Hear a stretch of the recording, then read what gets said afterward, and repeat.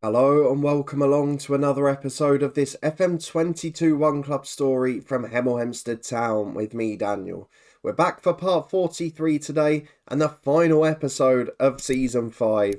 But the good news is that we've not got to worry too much because it is a drama-free episode. We are 8 points clear of the relegation zone. We have reached the crucial 50-point mark and we're 8 points clear with 2 games to go. We're safe. We've just about done it again. And crucially, we can relax for the last 2 games. We won't talk too much about our summer plans today because of course we'll do that in our end of season review next time out. But if you're looking forward to a big day at Hemel Hempstead Town, a chance to relax and see some of the younger stars in action, please do put a thumbs up on the video. We had a massive one in the head coach yesterday with transfer deadline day and a new director of football. But today it's back to the slightly quieter games in League 2. Or is it? Because we face a Chesterfield side in 3rd place who are scrapping it for the last promotion spot.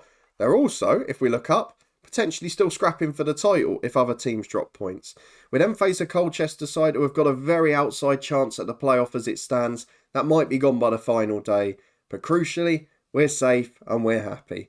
Thank you to those who are watching along as always. If you want to stay up to date with this series, what's going to be a big summer overhaul over the next week or so, please do subscribe down below and turn that notification bell on. There's content in the eye above from the head coach, the Cricket 22 series which carried on yesterday, and much more, including the Twitch channel for live streams, loads over the New Year period, and also the football podcast too. But at the moment, I'm happy to have survived. I know we need a lot of work, and I know we need a change of tact, and we're going to need a bit more than we expected because we've lost a few players to poor form.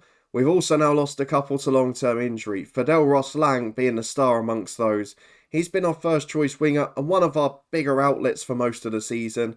He's out for 4 months with a broken ankle, now down to 3, but it's going to take a lot of his potential away, and it means he probably doesn't get the new deal that he was very close to getting before he got injured. So that is a little disappointment for us. It happened a year or so ago, didn't it, with Keon Marsh-Brown, the right winger. Happened last year with Jordan Ibe. We just seem to be cursed when it comes to wingers in form, but this time thankfully we hadn't offered the new deal. Let's have a look though at what's been happening since you were last with me.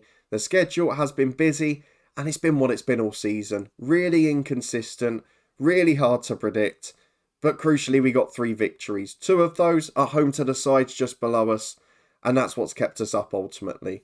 You were with me for the good effort against Chelsea, a big point against Solihull. We backed it up with another clean sheet, 2-0 at home to Stockport. They're currently the side in 23rd place.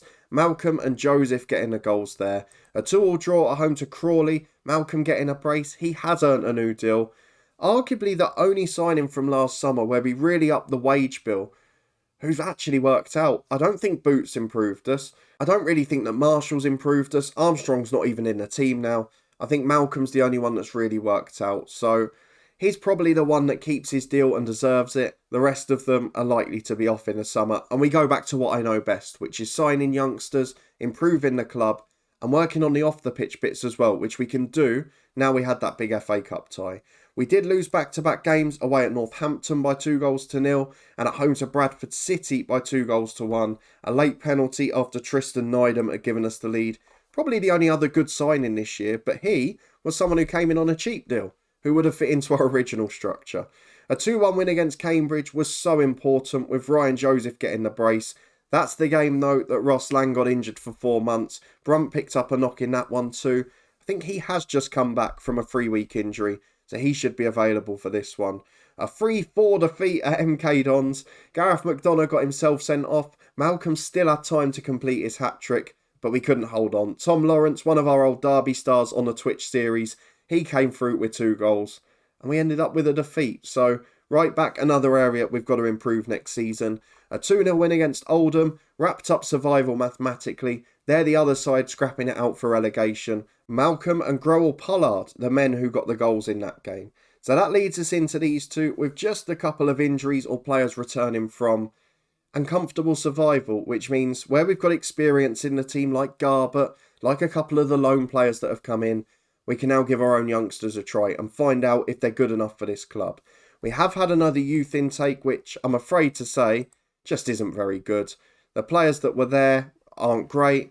The ones that have been signed up aren't particularly great. The biggest potential we've got there is what, 2.5, 3 stars. So not anyone that's going to set the world alight, not anyone with great ability, just enough that maybe we can create some non-league players.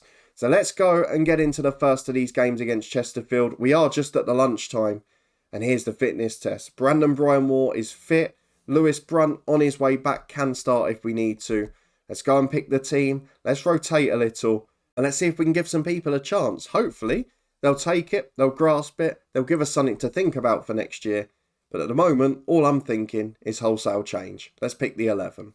And here we go. I think it's clear to see that there are a lot of deficits in this team and that potentially we're not going to have the quality to stay up again. So we're going to have to improve. The only ones I'd be happy to see start next year are Brian Moore, Nydam, Scott Egan and Javan Malcolm. If any of the others are starting, we're not going to be more than a bottom half side. I will play Gregory next week just to give him his final game for the club. He's unhappy, he won't sign a new deal as backup, but I feel he deserves one more appearance, so he'll replace Boot for the final game. For now though, we've left the lone players out largely, bar McDonough, and we're just going to go for our strongest team of our players. That means Ryan Boot is in goal. McDonough and Grewell Pollard are the fullbacks with Marshall and Brian Moore at centre half. Egan, Davey and Nydam, the three in midfield. Stevens, Joseph and Malcolm, the front three. The only reason Stevens is playing is because I want to get his value up so we can try and sell him for near the same price we signed him. This is why I don't bid big, people. We talked about it in live streams, we've talked about it in these series. We spent 115 grand and let's be honest, it's been completely wasted. He's been useless and we're going to do very well to get it back. He's our top paid player and he's done nothing for it. Javan Malcolm has signed a new contract, Egan's here 3.5 years, Brian Moore has signed a 1-year extension and Nydam is here till 2028. Apart from that, I don't really care about the rest of the lads. We might build around a few of them or keep a few as squad players. But if most of them go, I'd happily replace them. Let's get into the first of today's 2 games and see who wants to earn a contract. Well, just the one change to our lineup. 2 for Chesterfield who are chasing promotion. Oxlade-Chamberlain, the other one, is on the bench. Arthur Ganua's there as well. We had him at Macclesfield in FM20. Calvin Miller, a good player. We might have had him in the same series, actually. And some good players from the network save that Craig managed on the starting 11. Joe Rowley in particular a standout. Let's go and get into the first half though. We want the lads to pick up where they left off. And we just want them to show that they're fearless, that they've got the ability to compete, which in patches they have done this year. They're just nowhere near consistent enough. 10 gone, it's been a quiet start. We've now got a throw on the right with McDonough. I'm still umming and ahhing whether to keep him or not, as Joseph heads in at the back stick. One of the few players we've had in this save who just performs above ability all the time. I think the way we're playing and the fact he's 6'3" really helps us. And I'm very tempted to keep him as a backup next year. The issue with McDonough is he's just not fit enough. So he got sent off in that game against MK because he was a lazy challenge. He was tired. And he's not got the fitness. He's playing under 21 international football. I don't feel he's going to help us to promotion because he can't play enough. As Rowley's in at the other end, 1-1 straight away. Ryan Boot puts his hands up, gets his arms nowhere near it. And Chesterfield back on terms. Not many clean sheets round this way, are there? Well, 5 to the break. We just saw a message to say that Stevens was strutting his stuff on the commentary, but it's not reflected in his rating, is it? 6.5 at half-time, one of the weak links again. But away to Chesterfield, we've been the better side. And this is why the Stevens situation frustrates me, and I guess the centre midfield situation alongside Nydam. I know Garber was a temporary solution, but if we can get quality in those positions, we will be a very good side. In Malcolm, we found a striker who can score 20 a season at this level. There's no doubt about that. But the other 2 positions, Joseph's great going forward, but that is where his weakness lies.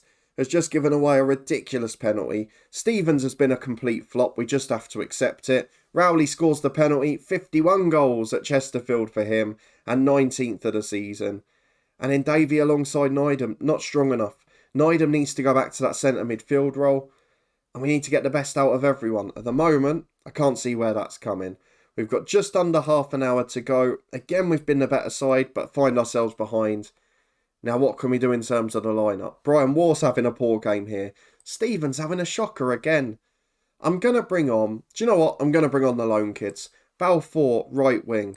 Garber, centre mid. He'll replace Teddy Davey.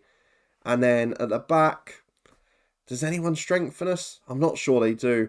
I'm going to take McDonough off because he's on a yellow again. We'll bring on Nightingale. We'll put Brian Water right back. We'll hope we can stick with 11. 28 minutes plus stoppage time to go. Can we nick a point? We deserve to, but we just can't defend. And that's what it boils down to in truth. A new goalkeeper's needed, another big spender on the wage bill, and it just wasn't worth it. It's been so disappointing that none of the big signings have worked out, and that I've veered from my strategy for some reason that I can't explain. I should have trusted myself because it hasn't worked, and it's actually just cost us more money.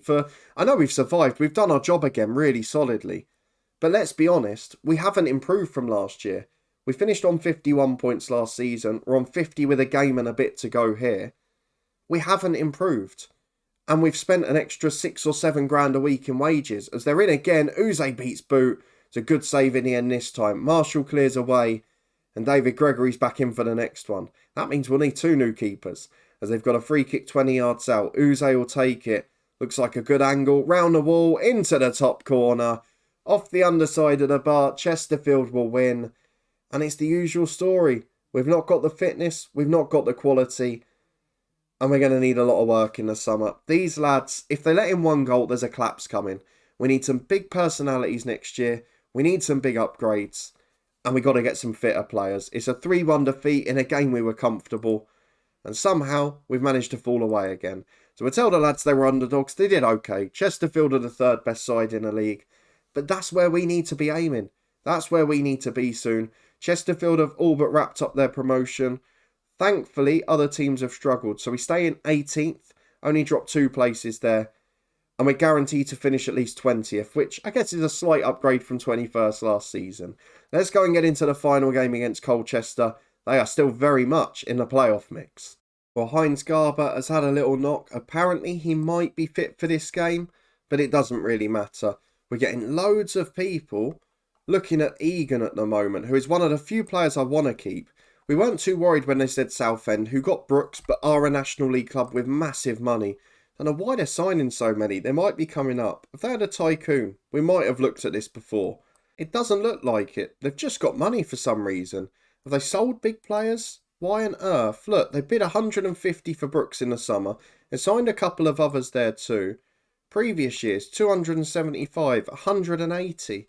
They've been signing players for money each year, and I don't know the reason for it. However, as well as that, for Egan, there are now Championship and League One clubs interested. Forest Green and Peterborough respectively. This is where the problem comes, because if we start to lose those stars, those big money deals, that's where it can be £500,000 and you've got to rebuild a side. Mind you, that might help us at the moment, because Egan, still not a standout League One player. Let's go and get into the final game of the season though. We can reflect on a busy summer in a season review next time out. But for now, we want to match last year's total, which means we need at least a point. Colchester, they want to win and see what happens elsewhere, because MK Dons have got a tough away game against Cheltenham, who are chasing the title. Salford are playing at home to Tranmere, who are in 5th place and looking to get 4th. So potentially, Colchester see a playoff chance today. Let's get through the tactical meeting. Let's go and pick our 11. We'll be back in a minute to run through our final team of the 25-26 season. So, as we mentioned, David Gregory will get his final appearance for the club. He's earned it over the years. He's a quality keeper and he's better as a sweeper keeper. We know that for sure after working with him. McDonough and Gerald Pollard stay as the fullbacks. In fact, the whole back 4 stays the same as the last game, as does the rest of the team. The only one that doesn't make the bench is Garber, who's not quite fit. There's no point risking him. He's going back to City. He did what he needed to for us. Some crucial moments in the relegation survival and 1 or 2 in the FA Cup run that have probably next season allowed us to upgrade facilities and things like that. So probably be last appearances for the likes of Brook on the bench, Garber, any of those who might come on. But for now, our 11 stays the same with the exception of the legend David Gregory, who is going to get the sign-off he very much deserves. Let's go and get into the final game. It'd be lovely if he could keep a clean sheet, but based on what we've seen for the last 2 years in League 2, I don't think it's very likely. Let's get into it. Well, this is the Colchester team that Nigel Adkins has put out. Ben Hockenhull seems to be much better in FM22. We had him at Bangor City early on last year. There's some decent players in the team. Logan Pye, Noah Chivers, they're all decent footballers, but no one that's really going to set the world alight. So hopefully we've got a chance to get a result. We're going to tell the lads to prove a point. going to be a last game for some of them, and we want them to deliver. Jordan Stevens, can he finally become a hero? Or are we going to get bogged down again? Let's keep an eye on his rating and our performance too, as Marshall picks the ball up in central defensive area, finds Grewal Pollard to Joseph, up to Javan Malcolm, good save by Hall. Malcolm is a real bright spark in this team. I've not really decided what tactic we're going to go for next year, because I wouldn't mind a front two. I feel we could work around him. He's a really good player, and I wouldn't mind someone a bit taller with him, as McDonough on the right. Cuts down the right hand side, it's a poor ball. And we're snuffed out, but it's going to be Colchester straight down the other end, into Waldron in the box, back to Chivers, to Kennedy, to McDonald. He works down the right, but is forced backwards to Hockenhull. Player we've managed before, of course. Kennedy to Waldron, just over. And we've got to bear in mind that playing 12 miles from home in Luton is not going to be good for Hemel Hempstead. And although we're not quite at that stage yet, it would be lovely to get back to the town eventually. Maybe one more promotion, then we can start to push it. But for now, we just have to try and get results, as it's 0-0 with half an hour gone, and the lads are playing pretty well so far. Maybe it's David Gregory, the calming clean sheet influence. Well, half time, it's another game. We've dominated the stats, and we're not ahead. I mean, the expected goals isn't great, but we have had shots on target. Now we just want to keep the lads motivated. I'd love to keep Gregory in the squad. It's probably not going to happen. But he is one of those who always performs, as Stevens is on corner duty. Headed away from the edge of the box. Egan gets there first. Plays down the line to him again. Is he onside? Puts it into Malcolm, but the flag's up. And Jordan Stevens has cost us again there. 0-0, 50 minutes gone. And he can't even keep himself onside. But apparently, I almost fell off my chair there. 7.0. He's our best player on the pitch. What on earth is going on? This is the sort of treat only the end of season can provide. We've got 20 minutes to go. Let's give some other legends a send-off, because Victor Sedende has to get an appearance. He's going to come on for Ryan Joseph. I'm going to put Malcolm on the left as an inverted winger on attack. And I'm going to put Victor Sedende up front. He deserves a final appearance here. Another one that won't sign a new deal. He's got 1 year on his contract, but he won't be involved next season. In midfield, Nydam's not been great, so Lewis Brunt will come on. He has got 1 year again, but maybe the back of him too. And then what else can we do? Luke Garbutt, he's had a really good season. So Grewal Pollard off for him. He deserves a run out. Bit past the hill now. He's declining physically. But he's crucial to our survival. Lot of assists, lot of goals from set pieces. 15 to go. Can we get the result? We'll match last season's total. We're only dropping to 19th as it stands. 5 minutes to cling on.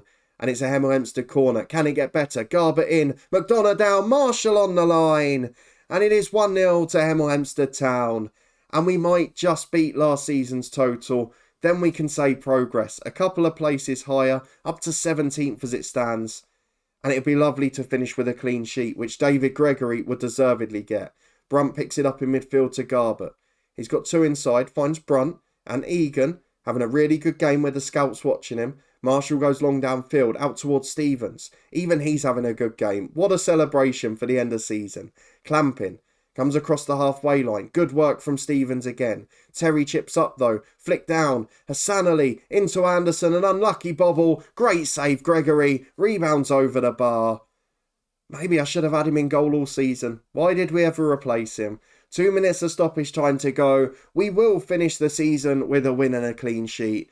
David Gregory, what a send-off, what a performance. And Jordan Stevens, hopefully that's made someone interested. That's all I can say. Let's go and have a look at the final table and the final points total. And then we can look ahead to our season review where we're going to plan our summer. We finish in 17th place, behind Port Vale on goal difference. But crucially, 2 points better off than last year, 4 places better off, and a better goal difference. We've got to be pleased with it. Stockport go down. We'll see if there's any great players we can nick from them. I guess not, based on their performances against us. But let's go and have a look at the final standings to confirm that we're in 17th place. A really decent season. We've done our job again. We're safe by 10 points. But it's going to be a big summer. If we have a look at the contract screen, there's a lot of players who expire. 4 loans that finish. 6 permanent players that will be leaving the club unless we can keep Gregory. And there's a lot out next year that we need to sort out because it's not been a consistent season and we need to start rebuilding around those young players. Get back to what we do best. and we'll reflect on that in the end of season review next time out. We'll also try and get a bit of work done with facilities because the bank balance not declined too much since Chelsea, and we'll hope to raise a little bit in the transfer market too.